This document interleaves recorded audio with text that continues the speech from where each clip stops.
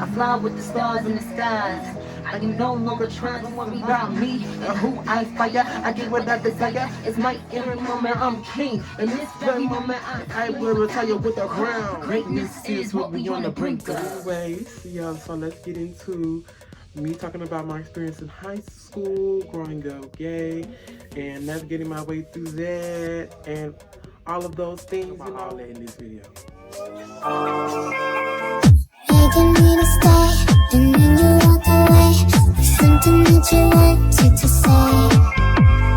I was in a rush, and you say you were crushed, and I said I'll be back, it's okay. I wish I had heard you tighter than I sounded I saw you. So, as I said in the previous video, freshman year was my spot. Like, that was where I like held the crown. Like, I was king. Like, that was me. I'm the king now. Tell me I wasn't like all that and some. And it's crazy because in middle school I didn't have that confidence. When I got to high school, I just stopped caring. It was like, girl, like, if you don't like me because I'm gay, I don't care. Like, that's you. You're mad. I don't care. That's just not my problem. My problem. And of course, I still had a few girls that's like, excuse me, are you gay? Why are you gay? Who says I'm gay? This, that, and the other. And it's crazy because these are the same girls that's like, when I was in elementary school, y'all was sitting up here and calling me ugly and picking on me and all these things. And it's just weird to me that you want to know what my sexuality is, because it's like, if you don't want me, then why you want to know what sexuality I am? I don't understand. I don't understand, bitch. I don't understand. I don't understand, bitch. You got a friend that want me? Like, what's the concern? Why are you so concerned about what my sexuality is? I dealt with that a lot through high school, especially in the beginning. Not so much at the like junior and senior year, but like beginning of freshman, middle of sophomore year. There was like a few people that were just so overly concerned about what my sexuality was, what I like, what I'm doing, who I'm doing it with, if I'm doing anything. Like, why does my life concern you so bad that you feel like you need to know everything about me? It just made no sense. Like, I just did not understand. It just did not make no sense to me at all, the fact that people were so concerned about me. Like, it was giving very much fans. Like, I had fans.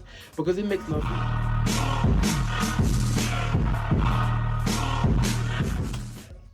From that point, yes, so the boys, it's like they could tell that I had no previous experience with boys, and it's like I was just getting attraction left and right, left and right. Like, I felt like the hottest thing in town. Like, it was like fresh meat in a jail cell. Like, baby, they was on me. And I didn't take any particular bait in the beginning because I was scared, because I didn't know what I was getting myself into. But there was a particular somebody that did get my attention. I am on to see my husband. I'm happy to see my husband. Particular somebody, we had a lot of mutual friends, and I never knew who he was. We went to school with each other that whole time, and I never knew who he was. And then somebody asked me, did I know him? Crazily enough, the day before I met him in person, somebody asked me, did I know him? I told her, no, I ain't never seen him before, but he cute. Like, he fine. Like, I'm like, that's gonna be my man. Watch. And she was like, he's not gay. And I was like, watch this. Watch this. Like, I'm going to get there. That's mine. That was all me. And I made that my mission to get there. And what I did, bagged it, got it, mine, snatched, got it. It was all me. And me and him started talking. I was real geek. At that time, I was like, you know, young boy, young teenage boy, like a young, real excited, like, oh my gosh, like my first little crush that I'm actually talking to, this, that, and the other. And he introduced himself to me. We talked for a cute little minute, and he was my first boy kiss. We didn't have sex because I was not trying to do that. I made it clear that I was not losing my virginity till I turned 18. And I know that might be silly to some, but that was something that I did for me, that I held out that for myself. I did not lose my virginity until I turned 18. And we was together for a little minute, but somebody, the same person that told me that, or that told me about him, I told her that me and him were talking and she didn't believe it. So she went back and told him that I told her that me and him was together, which made him mad at me, which made him distance himself from me, which made us stop talking. Why would you say that? Like, you put me in such an uncomfortable situation. Like, you know I'm not happy. You know I'm trying to see if it'll work out here, and I know that it's not. Like, I know. Like, so sad, so tragic, so crazy, but it is what it is. Like, I was real sad. I was real heartbroken because that was my first little boyfriend, my first little boy kiss, my first little boy that I thought was gonna be mine. But I was young. I was only 15. So at that time, like, you thinking that this is gonna be the first, last, everything, your soulmate, but you just a young kid. And there's gonna be plenty other boys.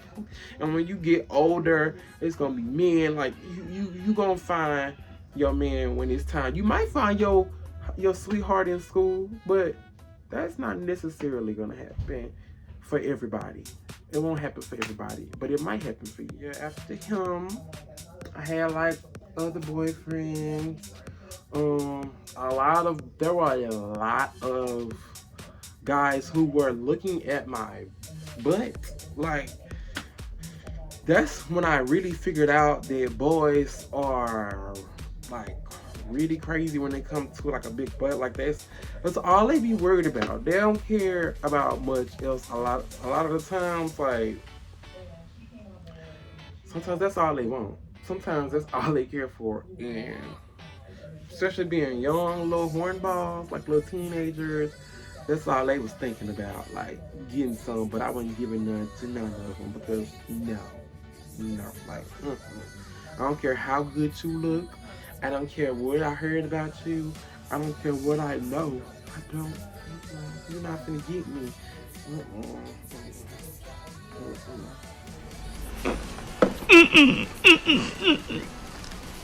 I didn't have I'm not gonna say the typical, but I didn't have a lot of experiences that a lot of people had, because as I said, like, I was trying to save my virginity, so it was like, I did not have sex. I have a strict mother, so I wasn't going over everybody's house.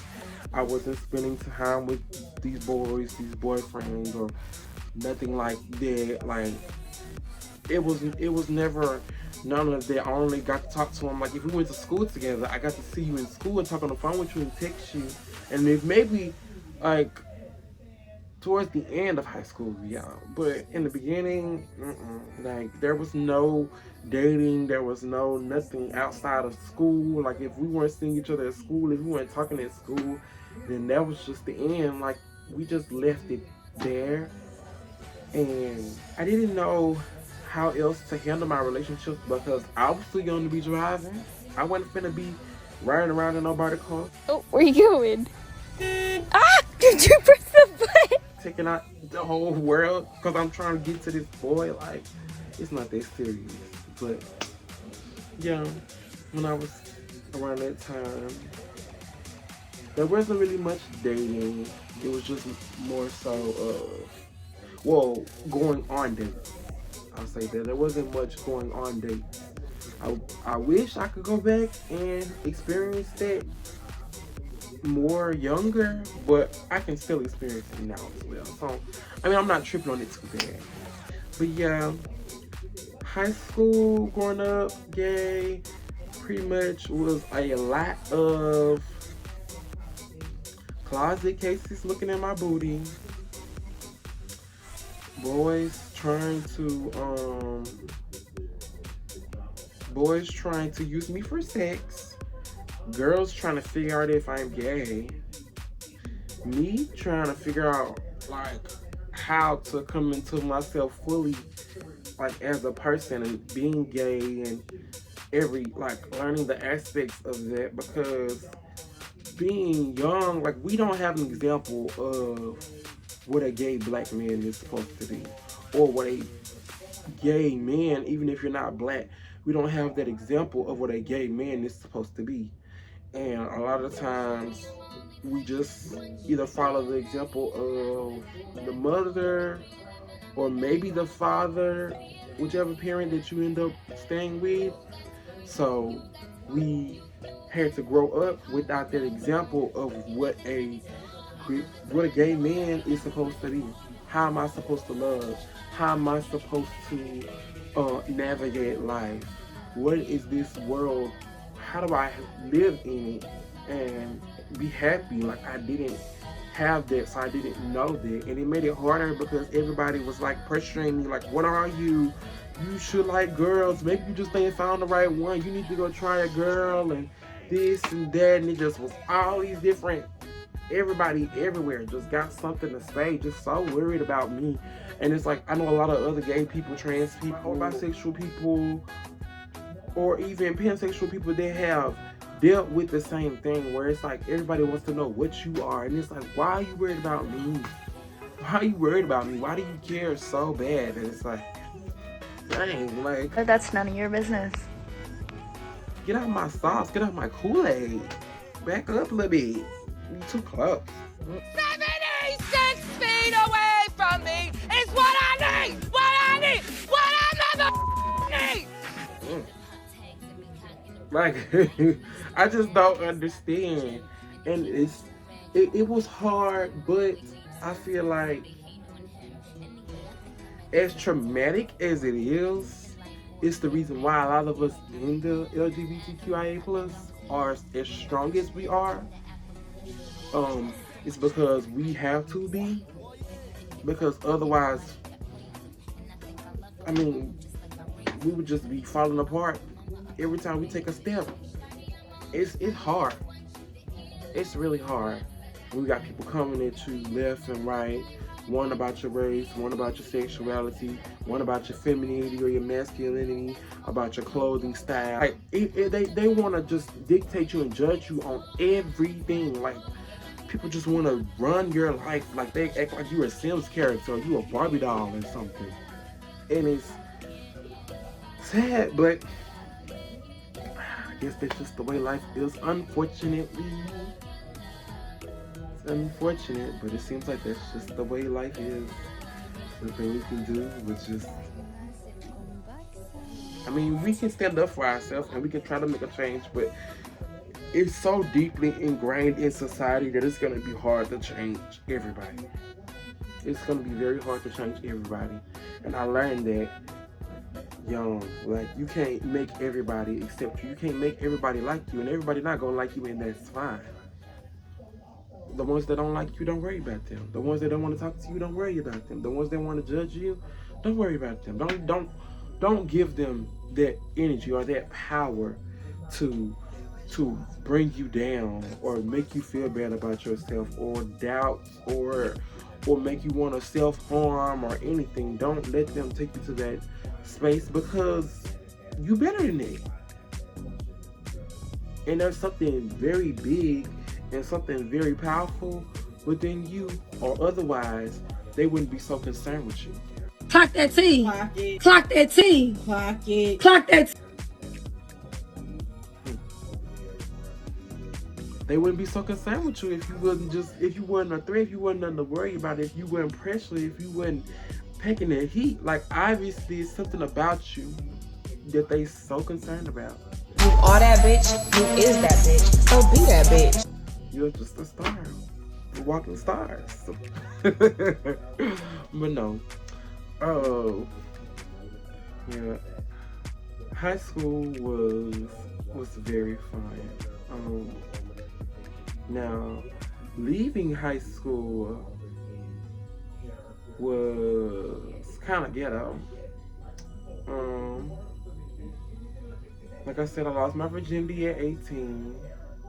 I was supposed to graduate at 18, but I was so concerned with everything else but the right thing that I delayed myself. And I got my diploma at 19. But I mean, I still give myself a pat on the back because I still got it. And yeah, but 18, getting everything, getting out of school, getting ready to get my diploma. And when I left high school, I think that's when the powers really kicked in, because that's when I started to like realize like how attractive I was and really become confident in myself. Like I was starting to see myself for more than just like my body, because it was like for so long that was what a lot of guys based off their attraction for me. I had to learn to like focus on more than just my body. Like I had to learn how to focus on my personality, my face, like who I am, and learn how to present that, because it's like if you base things off of just that, you can't get mad off of if guys just want you for just that, because that's all you giving, that's all you presenting, that's all you're showing. So what else do you expect? Well, what did you expect? That we cuddle? Like you can't expect. You can't. I feel like you can't expect really much else if that's all you're presenting, and that's something I had to learn, because for a while, I mean, that's what I was doing. Like I wasn't just like outright with it, but it was just like the few guys that I did talk to, like it was like, yes, look at this body, look at this body, look at this body. I mean, yeah, look at this face too, but look more at this body. Like it was terrible. But yeah, that's pretty much it. I don't really have much else to go into about the topic, and I don't want to just ramble on and talk y'all head off. But thank y'all so much for watching this video. As I said at the beginning, and as I'm gonna say again at the end, happy Pride Month to all my fellow LGBTQIA+. I hope y'all enjoyed y'all Pride Month. I hope y'all enjoy every month. I hope y'all have a graceful, beautiful, successful, flourishing, amazing, fantastic life, and you just happy. And that's also for everybody. Like, I just want everybody to be happy, everybody to do good. The world is really crazy right now, but there's nothing like a little optimism. Maybe a little delulu, but also a little optimism. Like, I just want everybody to be happy. But I thank y'all so much for watching this video. Make sure to like, comment, share, subscribe. Make sure to tell your mama, tell your cousin, tell your uncle, tell your daddy, tell your grandma, tell your grandpa, tell your dog, tell your coworker, tell everybody about my YouTube channel, tell them about my music, tell them about everything. It'll be down in the description below, my socials. Everything you need to find will be right down there for you. And I thank you so much, and I'll catch y'all next time. On top of the world.